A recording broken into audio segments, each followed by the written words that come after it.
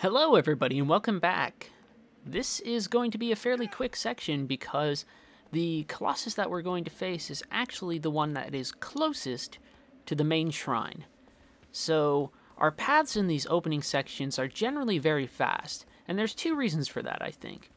One is a gameplay conceit, where the player can tutorialize themselves very quickly by encountering multiple colossi and learning exactly what they need to do in order to combat each beast. And I think also, from a sort of narrative standpoint, it sort of ties into this idea that Wander's, right at the beginning of his quest, is full of zeal. There's a lot of epic imagery that happens at the beginning of this game, and a lot of sweeping music, whereas the latter half of the game ends up being a little bit more contemplative.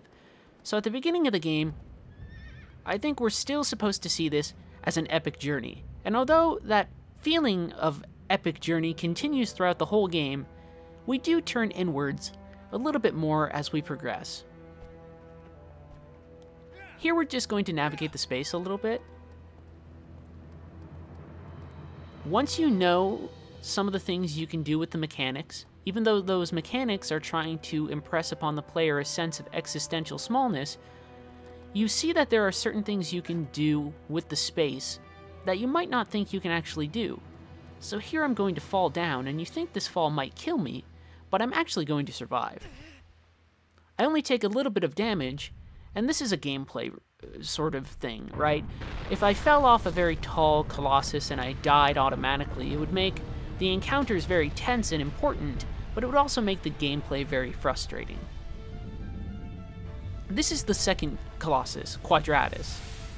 Quadratus in Latin simply means square, and the name very basically refers to the fact that Quadratus is the first quadruped that we encounter, the first sort of animal Colossus that we face.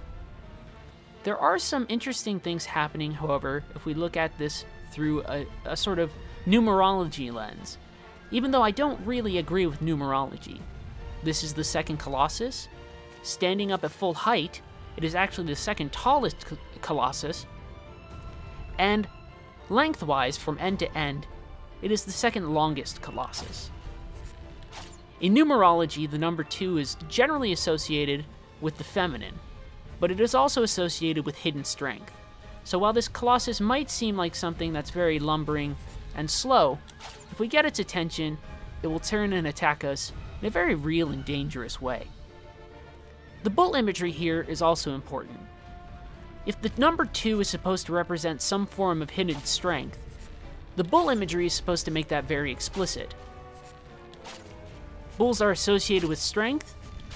They're also associated with fertility, which might play back into that image of feminine that we get from the number 2. Quadratus is acting a bit funny right now. Not really heading towards me. I want to get its attention. So we'll actually head straight right in front of it. The puzzle here is very simple and easily noticeable by the player. You need to shoot the weak points on the feet in order to engage. And now all of that idea about epic encounters we'll hear in the music right about now.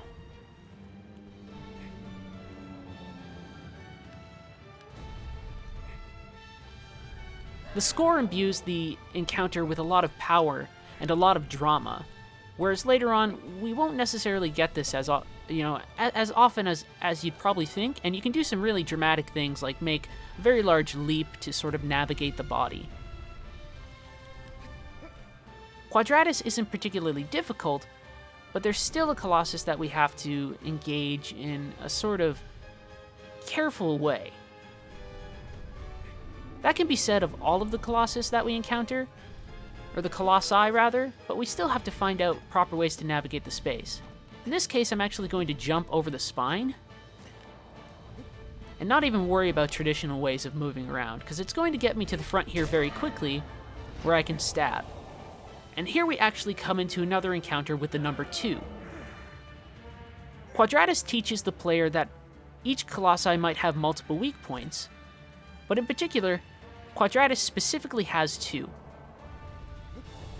While we're on the subject of Quadratus' name, at least tangentially, I want to note that it's also a Roman cognomen, or cognomen, I'm having trouble pronouncing the word, which is basically just an extra name that's attached to a normal name.